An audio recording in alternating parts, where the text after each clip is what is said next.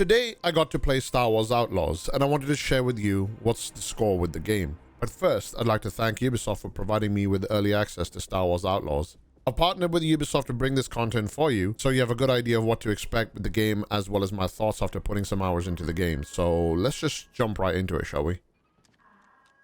Star Wars Outlaws is the first ever open-world Star Wars game set during the time period between the events of The Empire Strikes Back and The Return of the Jedi.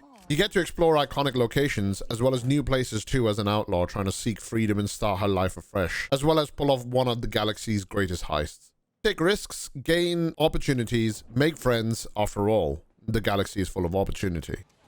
You play as Kay Vess, and you have your best friend and companion in the form of Nix, as well as ND5, your enforcer. You also come across a variety of characters throughout the game, as well as the different syndicates, underworld contacts, as well as experts that can help you on your journey. Star Wars Outlaws features a few locations, some of which are new, while others are iconic locations from the franchise, which I'm sure you'll recognize. Cantonica is one of the locations you can visit in this game, and actually that's where you start out in. It's the casino city of Canto Bight, and is the spot to go for indulging in decadence, entertainment, high-stakes gambling, as well as being far away from the violence of the ever-raging galactic war. But, of course, even places like this are affected by the world of crime and corruption. The 5 main locations that you'll be visiting in this game is Cantonica, Tashara, Kijimi, Tatooine, and finally, Akiva. Star Wars Outlaws features many different gameplay elements. The underworld is dense, shady, and rife with danger, but comes with its own opportunities, while exploring outside the walls of the cities gives you the freedom of open exploration. However, it doesn't stop there. As an outlaw looking to make it big, you can even risk the stars for high-risk, high-reward style play. Space travel and encounters are unpredictable and unknown. Make sure you're prepared for it. The game features multiple crime syndicates that you can come across and encounter. These syndicates are the Crimson Dawn, the Pike Syndicate, the Hot Cartel, and finally the Ashiga clan. The game features a reputation system where this represents your relationship with each of those crime syndicates mentioned before. Your reputation affects many things, from how a syndicate interacts with you to different available opportunities. Gaining trust gives you access to more jobs, better deals, territory access, and other things. However, a bad reputation will result in consequences such as being hunted by syndicate assassins. You'll have to pick a side, resulting in your reputation fluctuating between each of the syndicates throughout the game. As an outlaw, this isn't about picking a side and sticking with it, but about making deals that give you the maximum benefit in the moment. Main quest choices, syndicate quests, contracts, and open world activities will all affect your reputation with the syndicates. In Star Wars Outlaws, you get to play as Kay, and boy, can you do a fair bit. The game is designed to first and foremost give you a sandbox to go out into and explore, whether you like fighting, being sneaky, exploring the vast worlds filled with many opportunities. Take advantage of your vehicle to traverse the world quickly and in a much more fun way. You can also take the space to explore another element of the game, also engaging in intimate and epic space combat that is iconic to the Star Wars world. As an outlaw, you can engage in trade, contracts, smuggling, and other shady activities, which, while dangerous, can be quite lucrative. The game also features dialogue choices with lasting consequences depending on your choice. A simple cause and effect, if you will. Kate comes with her own set of tools to help her on her journey. Electro binoculars, grenades, fusion cutters, grappling hooks, data spikes, and many other tools will come to your aid. But that's not all. Your blaster is quite adaptable and allows for a range of upgrades, but you can also essentially find weapons strewn across the map that can be strategic and help you on how you plan to solve each problem and encounter. When all else fails, you can simply just punch people in the face. The stealth gameplay allows you to sneak through different places, allowing you to pickpocket unwary marks, avoid alarms and cameras, as well as perform stealth takedowns to reduce the stress of each encounter, making it easier to get through areas. But every scoundrel needs their dynamic duo, and in this case, it is Nix. Nix is the yin of your yang, allowing you to expand your playstyle further by allowing you to attack, distract, fetch, pickpocket, sabotage, and even help you sensing enemies amongst other skills. The speeder will allow you to explore planetside, while your spaceship will be the key to exploring the vastness of space. On your journey, you'll meet experts and mechanics that can help you upgrade your vehicles for better performance, weaponry, and even teach you maneuvers to avoid dangerous situations. Committing crimes and getting caught doing them gets you put on the Imperial wanted list. The more severe the crime, the quicker the level will escalate, as well as the Imperial response. Depending on your threat level, the Empire will opt to either arrest or neutralize you, but fret not. You can clear your wanted level by either bribing corrupt officers or just by simply laying low. Alternatively, you could always just hyperspace jump away from the Imperial forces, or if you feel particularly ballsy, defeat Death Troopers to clear your name.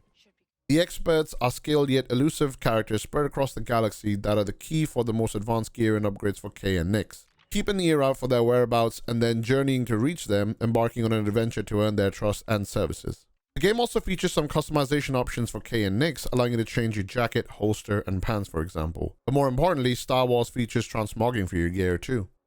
The game is set to get support post-launch, featuring an exclusive mission and character pack for launch day, story pack 1 called Wild Card, and 2 cosmetic bundles which are aimed for fall 2024, and finally story pack 2 called A Pirate's Fortune, aimed at spring 2025. Now, when it comes to accessibility, Ubisoft has been pretty decent when it comes to including support for accessibility for their games, and Star Wars Outlaws is no different. The game features a range of accessibility presets for gameplay, colors, cognitive, hearing, and vision needs, as well as individual options that allow you to tailor your experience in the best way that suits your needs. The game will feature DLSS 3.5 featuring ray tracing as well as super resolution and frame generation, and NVIDIA Reflex to help reduce PC latency. MSI Ambient Link is a feature for your MSI gear to sync up with the game that allows you to have the Star Wars Outlaws themes and specific controls light up. While it's a nice little feature, it's a cosmetic and I usually don't use this stuff, especially since I never notice these things in most games that have such features, but it doesn't harm me, so I'm kind of indifferent to it. Now that you have a basic understanding of the game, let me talk about my own personal thoughts and impressions of the game.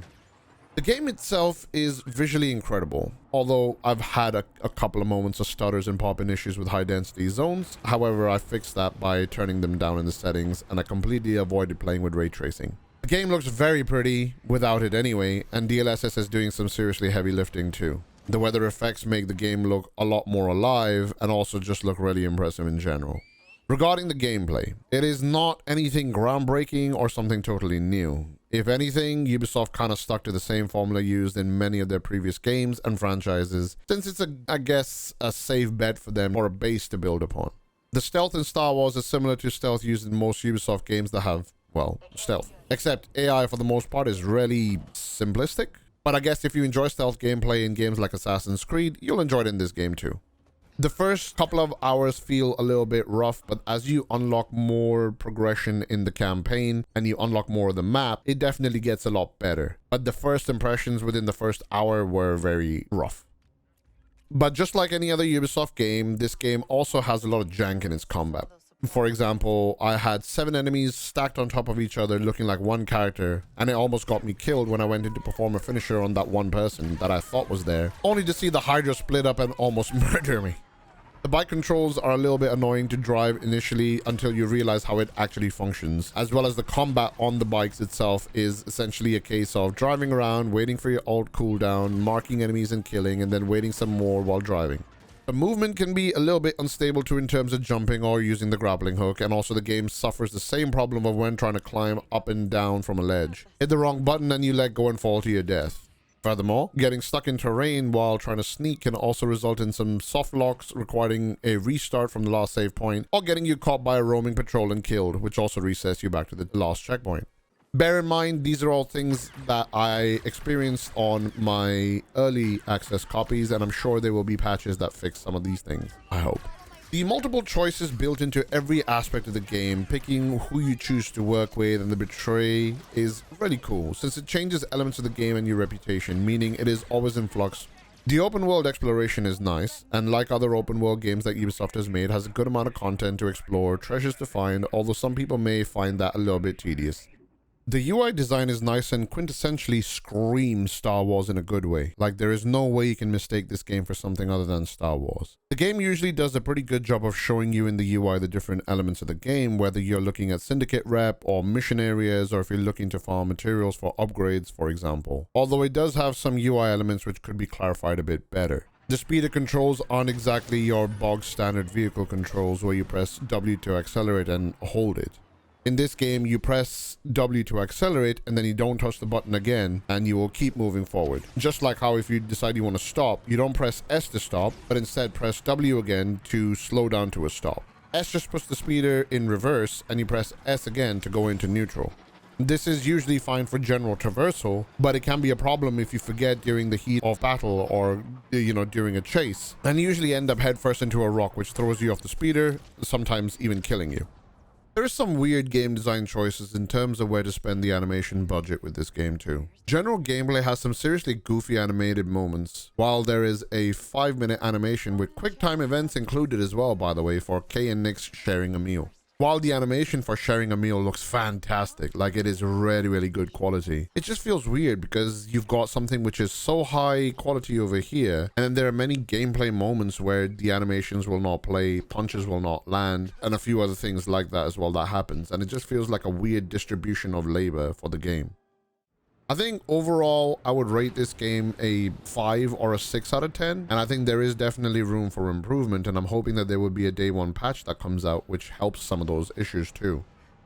I think that the game is decent, but at the same time, I can't justify the price tag that Ubisoft is expecting people to pay for a game at launch.